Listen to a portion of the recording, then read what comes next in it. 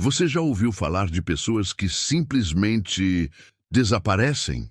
Histórias que começam comuns, mas terminam com perguntas que nunca encontram resposta. Pois é, o caso de hoje é um desses. E se você gosta de mistérios reais e quer descobrir comigo o que pode ter acontecido naquele lugar, já se inscreve agora no canal. Aqui, cada detalhe importa. E pode ser o seu comentário que ajude a montar esse quebra-cabeça. Inclusive, quero saber desde já o que você acha que faz alguém sumir sem deixar rastros. Deixa sua teoria aqui embaixo, porque o que você vai ouvir agora é no mínimo inquietante. Era janeiro de 2010. O sol escaldava o litoral do Ceará e o Parque Nacional de Jericoacoara estava cheio de turistas, trilheiros e mochileiros buscando o refúgio perfeito entre dunas, mar e silêncio. Entre eles estavam Lucas Menezes e Camila Prado, um casal de São Paulo. Juntos havia quase 4 anos. Jovens, aventureiros e apaixonados por natureza. Tinham viajado de carro, planejando uma semana de descanso antes de retomarem o trabalho. Os dois registraram cada momento da viagem nas redes sociais. Fotos em Jijoca, vídeos na Pedra Furada e legendas sempre com bom humor. Amigos comentavam, família acompanhava. Tudo parecia absolutamente normal até o dia 28 de janeiro, quando a última publicação apareceu.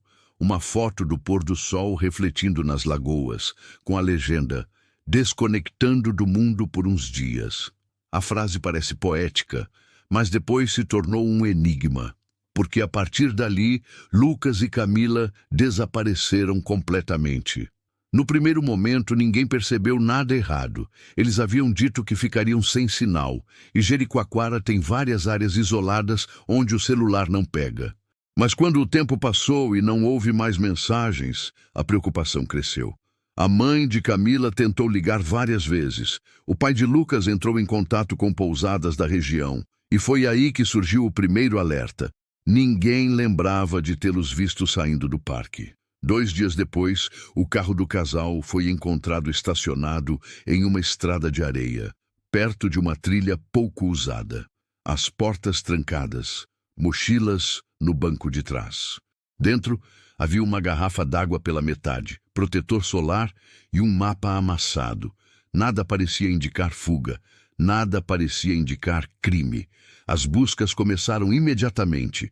Bombeiros, guias locais e até voluntários se juntaram em varreduras pela região. O terreno, no entanto, é traiçoeiro. Dunas que mudam de forma com o vento, trilhas que desaparecem da noite para o dia. Mesmo com drones e cães farejadores, nenhum sinal deles foi encontrado. Um detalhe, no entanto, chamou a atenção. A cerca de 4 quilômetros do local onde o carro estava, um morador encontrou um chinelo feminino parcialmente enterrado na areia, que a família confirmou como sendo de Camila.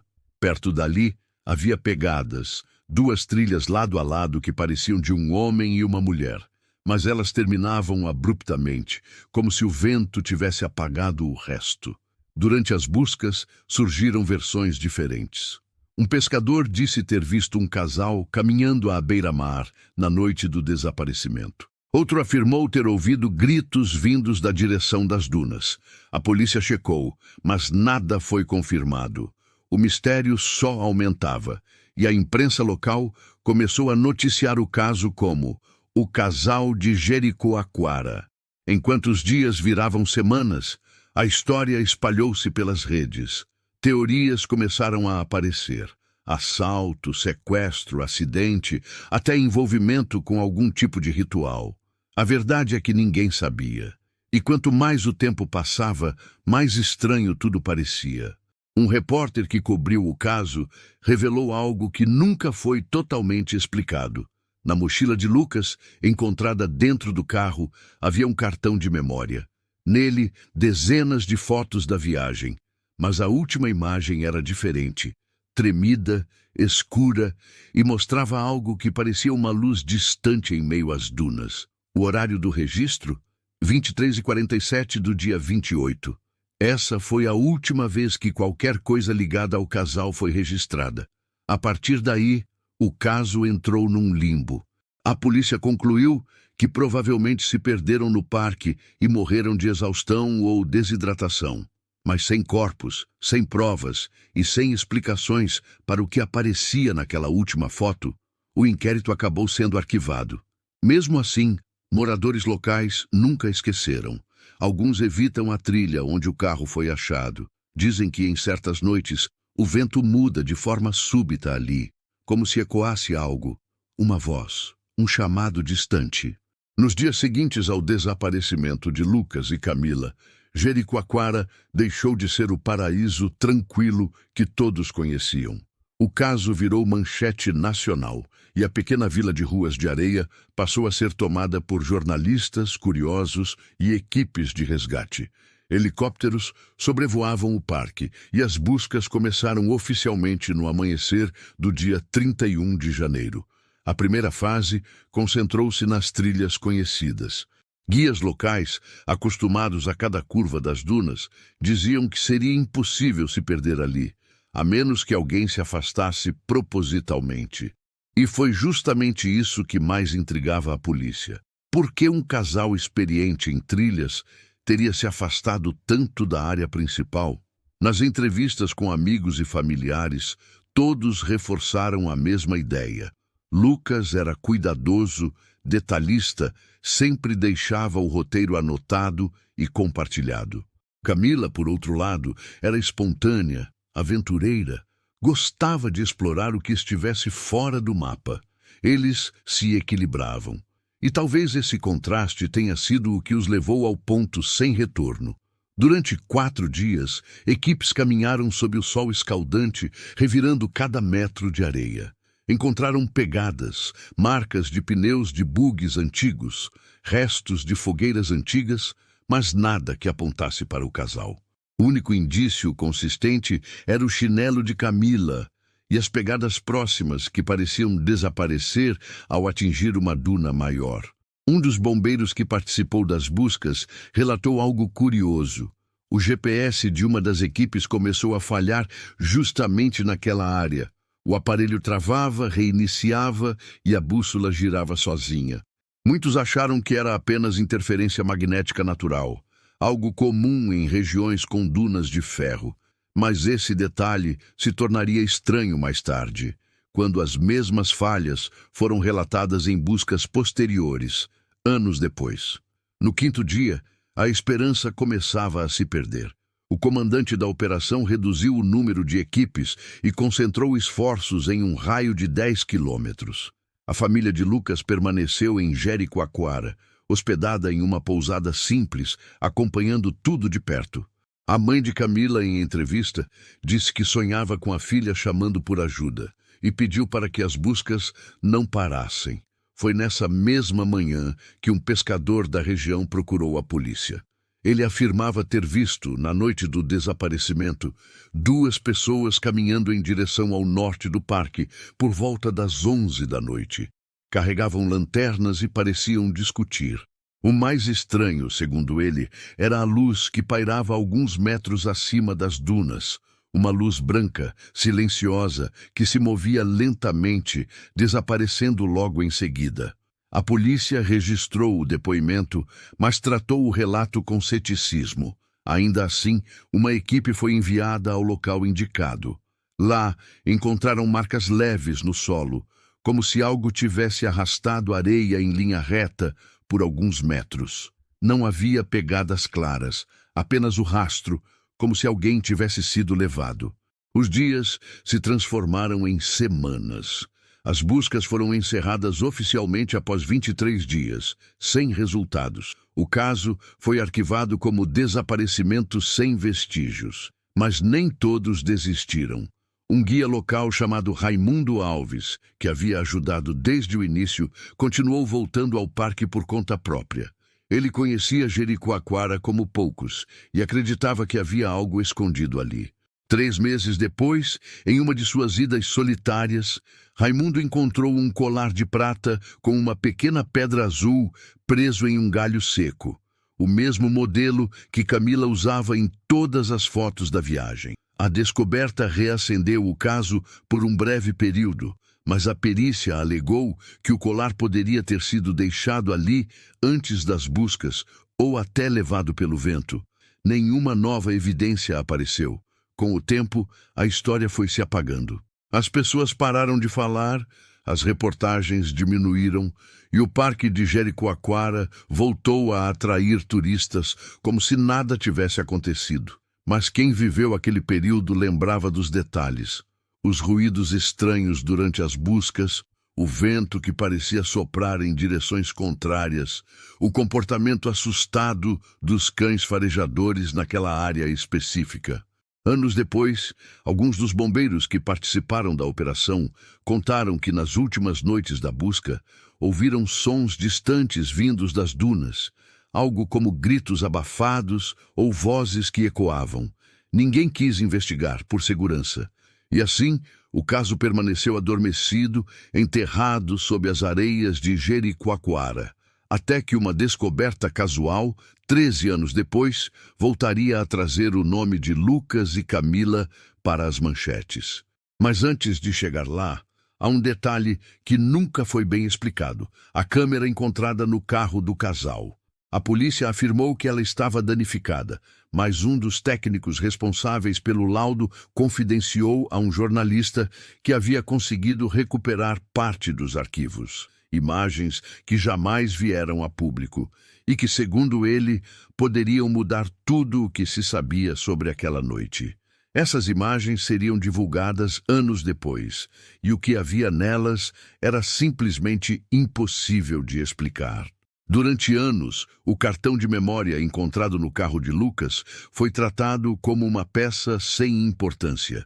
Oficialmente, a perícia alegava que os dados estavam corrompidos, que o calor e a umidade tinham destruído quase tudo. Mas em 2023, um jornalista independente chamado Henrique Dourado, especialista em casos arquivados, decidiu investigar por conta própria. Henrique conseguiu acesso a cópias do inquérito, entrevistas e laudos antigos.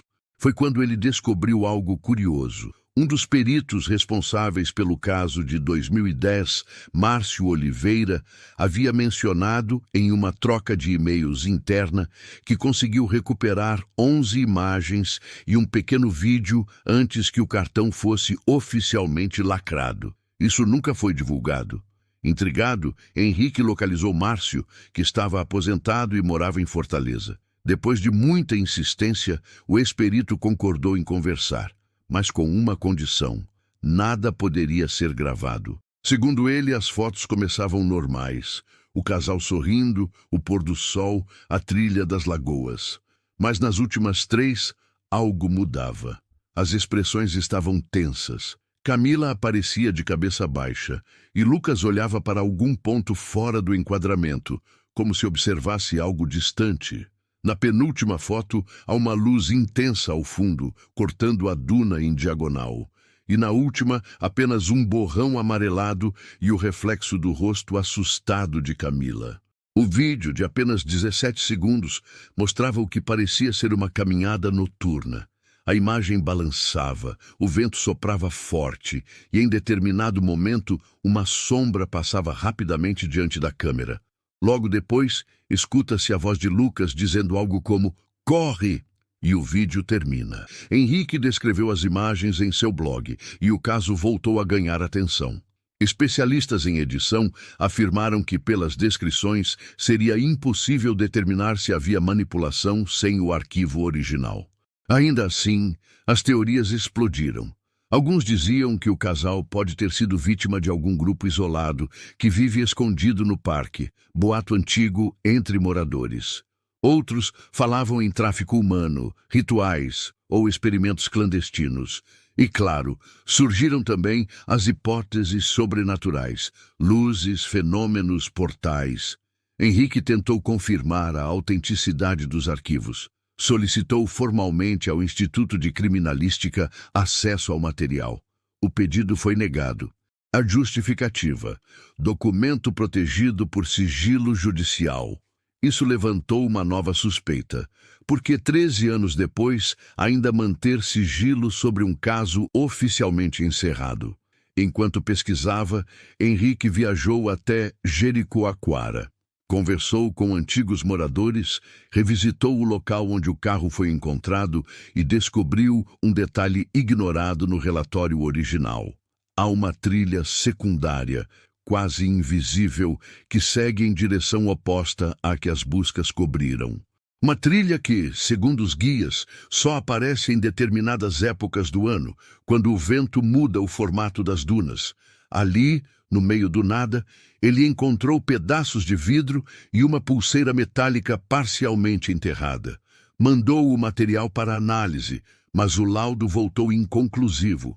Nada que confirmasse ligação direta com o casal. Ainda assim, Henrique acreditava estar perto de algo grande. Em um de seus vídeos, publicado em 2026, ele olhou para a câmera e disse: "A verdade está nas últimas imagens, e alguém fez de tudo para que elas nunca fossem vistas." A frase viralizou. O caso de Lucas e Camila voltou às redes como se fosse novo. Perfis começaram a investigar, fóruns online surgiram, discutindo cada detalhe. Um grupo de internautas chegou a simular o percurso exato do casal com base nas coordenadas GPS das fotos anteriores e encontraram uma coincidência perturbadora. A última imagem registrada ficava próxima de uma área que, até 2014, era considerada fora dos limites turísticos do parque, usada por militares para testes de comunicação. Quando essa informação veio à tona, antigos moradores relataram ter ouvido barulhos de helicópteros e ruídos metálicos naquela época. Outros lembraram de luzes que apareciam sobre as dunas, silenciosas, que se moviam devagar antes de desaparecer. Com a pressão pública, a polícia reabriu o caso no final de 2023. E foi nessa nova investigação que surgiu a peça mais inesperada. Um turista alemão que havia visitado Jericoacoara no mesmo período do desaparecimento, decidiu revisar suas antigas fotos. Em uma delas, ao fundo, apareciam duas silhuetas andando pela areia e uma luz branca pairando acima delas. A análise confirmou. A foto era de 28 de janeiro de 2010, exatamente às 23h46, um minuto antes do último registro no cartão de memória de Lucas. A coincidência reacendeu o mistério. Teriam eles seguido aquela luz? Estariam fugindo de algo? Ou simplesmente se perderam em meio ao deserto de areia e vento? 13 anos depois, a polícia ainda não tinha respostas. Mas no início de 2024, uma descoberta inesperada em uma escavação ambiental dentro do parque mudaria o rumo da investigação. E dessa vez, não se tratava de uma lembrança ou de um objeto isolado. Era algo físico, real e impossível de ignorar. Em março de 2024, uma equipe de biólogos do Instituto Chico Mendes fazia um levantamento de fauna e flora dentro do Parque Nacional de Jericoacoara.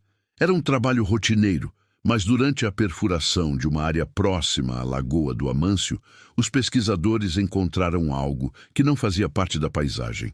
Um relógio prateado, enterrado a quase 1 metro de profundidade. O detalhe que chamou a atenção não foi o relógio em si, mas o estado em que se encontrava. O metal brilhava como novo, sem sinal de oxidação, como se tivesse sido colocado ali há poucos dias. Ao ser limpo, revelava uma inscrição gravada na parte de trás. L. Menezes, 2012. A notícia chegou à imprensa antes mesmo de ser confirmada oficialmente. Em poucas horas, o nome de Lucas Menezes estava novamente nas manchetes. A Polícia Ambiental, acionada para acompanhar o caso, isolou a área e iniciou uma nova escavação. A 15 metros do ponto onde o relógio foi achado, encontraram algo ainda mais intrigante. Uma lona rasgada, parcialmente coberta por areia e restos de tecidos que lembravam roupas. As análises preliminares indicaram que o material era compatível com o tipo de roupa usada pelo casal em 2010. Mas havia um problema. Os tecidos não mostravam degradação compatível com 13 anos de exposição ao clima. Aparentavam ter sido deixados ali há, no máximo, 1 ou 2 anos. A partir desse ponto, a investigação passou a ser conduzida por uma força-tarefa federal. O delegado responsável, Ricardo Bastos, deu uma coletiva enigmática. Não estamos descartando nenhuma possibilidade. O material será analisado em Brasília, mas há indícios de que o casal pode ter estado vivo por mais tempo do que se imaginava. A declaração gerou um frenesi. Fóruns e canais de mistério voltaram a debater cada detalhe do caso. Como o relógio poderia estar intacto e por que as roupas pareciam recentes?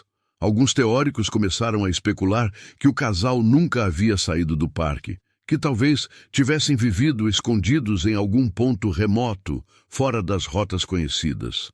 Enquanto isso, um morador de Jijoca procurou a polícia com um relato inesperado.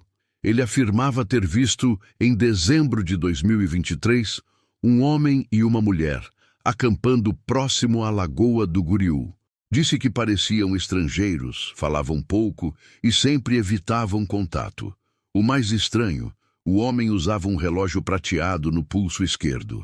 A polícia tentou rastrear o local, mas encontrou apenas restos de fogueira e pegadas apagadas. Nenhum vestígio concreto. Com o avanço das análises, um novo dado surgiu. Resíduos de DNA encontrados nos tecidos coincidiam parcialmente com o perfil genético de Camila Prado. O resultado não era conclusivo, mas suficiente para reabrir o inquérito formalmente. Henrique Dourado, o jornalista que havia investigado o caso, voltou ao parque para documentar tudo. Em uma de suas gravações, ele afirmou: "Se as roupas são recentes e o DNA é compatível, então alguém as colocou ali e quis que fossem encontradas." No mesmo vídeo, ele exibiu uma imagem obtida de satélite.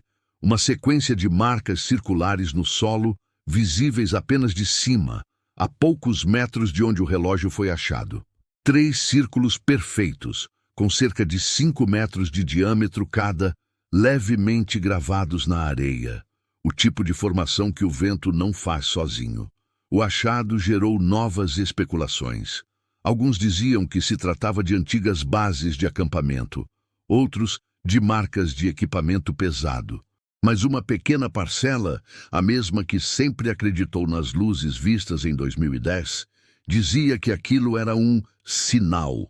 Poucos dias depois, um novo artefato foi encontrado. Uma câmera descartável, ainda selada, dentro de uma sacola plástica. O filme foi revelado e havia apenas 2 fotos. A primeira, borrada, mostrava uma paisagem noturna com a sombra de 2 pessoas. A segunda, mais nítida, capturava o reflexo de uma mulher em um espelho improvisado, mesma fisionomia de Camila, mais magra com um olhar assustado. O carimbo de data na borda do filme indicava 2019. A revelação abalou tudo. Se a data estivesse correta, significava que alguém, talvez Camila, ainda estava viva 2 anos antes da redescoberta do caso. Mas antes que a polícia pudesse se pronunciar, a câmera desapareceu. O laboratório que havia feito a revelação foi arrombado e o filme sumiu. Nenhuma imagem foi oficialmente divulgada. Na semana seguinte, o delegado Bastos foi transferido sem explicações. Henrique Dourado publicou um último vídeo, com o rosto visivelmente tenso. Tem algo em Jericoacoara que nunca foi contado. As pessoas que deveriam revelar a verdade estão escondendo alguma coisa, e eu acredito que essa história ainda não acabou. E ele estava certo. Pouco tempo depois, um novo indício surgiria. E dessa vez não seria um objeto, mas um som. Um registro de áudio feito por um turista, gravado em plena madrugada, nas dunas onde tudo começou. E o que se ouvia naquela gravação faria até os mais céticos duvidarem de tudo o que acreditavam saber. 13 anos depois, o caso voltaria a ser reaberto. E dessa vez, por causa de uma pista que ninguém imaginava possível. Na madrugada de 12 de junho de 2024, um grupo de turistas fazia uma trilha noturna nas dunas de Jericoacoara, acompanhados por um guia local. Eles registravam tudo em vídeo para um vlog de viagem. Em determinado momento, o som do vento ficou mais forte e o grupo parou para descansar. Foi quando um dos turistas, um jovem chamado Rafael Barros, notou algo estranho, um ruído distante, quase como um sussurro humano. No início, parecia o vento atravessando as dunas, mas conforme o grupo silenciou, o som ficou mais claro. Vozes repetindo algo em tom baixo, intercaladas por um tipo de estalo metálico. Rafael gravou com o celular por pouco mais de 40 segundos. Na filmagem, o guia pede para que todos retornem, assustado. Quando voltam para o ponto de partida, Rafael reproduz o áudio. E o que se ouve é arrepiante. Entre as rajadas de vento, há nitidamente uma voz feminina, trêmula, dizendo: "A gente tentou, mas o caminho muda." Logo depois, uma segunda voz, masculina, mais distante: "Camila, corre." O vídeo viralizou em menos de 24 horas. Peritos em som foram acionados e o áudio foi submetido à análise forense. O resultado confirmou que não havia manipulação. As vozes eram humanas, captadas em campo aberto, mas com uma reverberação incomum, como se viessem de dentro de uma caverna, mesmo sem haver nenhuma nas proximidades. A imprensa se dividiu. Uns diziam que se tratava de uma coincidência acústica, outros falavam em fraude para ganhar visualizações. Mas quando o material chegou às mãos da polícia, o laudo comparativo de voz trouxe um dado perturbador. A voz feminina do áudio apresentava 82% de compatibilidade com gravações antigas de Camila Prado. Com isso, o caso voltou a explodir. Repórteres, curiosos e caçadores de mistérios invadiram Jericoacoara em busca de respostas.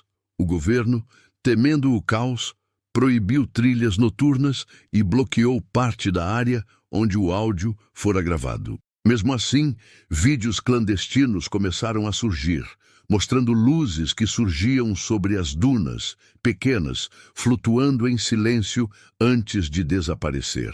Henrique Dourado, que já havia se tornado uma figura quase obcecada pelo caso, voltou à vila. Em uma transmissão ao vivo feita do alto das dunas, ele afirmou: "Essas vozes são o último pedido de ajuda. Eles nunca saíram daqui." Nas semanas seguintes, o jornalista desapareceu. Deixou apenas o carro estacionado próximo à mesma estrada onde, em 2013, o veículo de Lucas e Camila havia sido encontrado. Dentro, havia um gravador portátil com uma única mensagem: "Achei o abrigo." Depois disso, nada. A partir daquele momento, o governo declarou o caso encerrado por falta de evidências concretas e comprometimento da ordem pública. O parque voltou ao controle ambiental e o acesso a certas trilhas passou a ser restrito. Oficialmente, o sumiço do casal, e agora também o de Henrique, nunca foi explicado. Mas há algo que poucos sabem. Durante a investigação final, um dos agentes da Força-Tarefa, identificado apenas como Sargento Lira, fez um relatório interno, vazado meses depois. Nele, descrevia o que viu durante uma inspeção noturna autorizada nas dunas. A areia vibrava sob os pés. Não era vento. E então, houve passos. 2. Um homem e uma mulher rindo baixo, como se estivessem muito perto, mas não havia ninguém. Quando acendemos as lanternas, o som parou. O ar ficou denso e os rádios perderam sinal. O documento foi arquivado, sem resposta. Hoje, mais de uma década depois, a história de Lucas e Camila continua viva. Alguns moradores juram ouvir risadas quando o vento muda de direção. Outros afirmam ver pegadas que surgem e desaparecem em segundos. E há quem diga que nas noites de lua cheia, se você ficar em silêncio total, consegue ouvir as mesmas palavras ditas no áudio de 2024. O caminho muda. Talvez tenham se perdido. Talvez tenham sido levados. Talvez algo os tenha mantido presos num lugar entre o que é real e o que não é. A única certeza é que o Parque Nacional de Jericoacoara nunca mais foi o mesmo. E se um dia você for até lá, caminhar pelas dunas ao entardecer, cuidado, porque algumas trilhas não aparecem nos mapas e há vozes que o vento insiste em carregar. Se você acha que essa história tem algo a mais, algo que ninguém teve coragem de contar, escreve aqui nos comentários. Eu quero saber a sua teoria. E se quiser continuar ouvindo casos reais que o tempo tentou esconder, se inscreve no canal agora. Porque tem coisas que, mesmo enterradas há 13 anos, continuam vivas.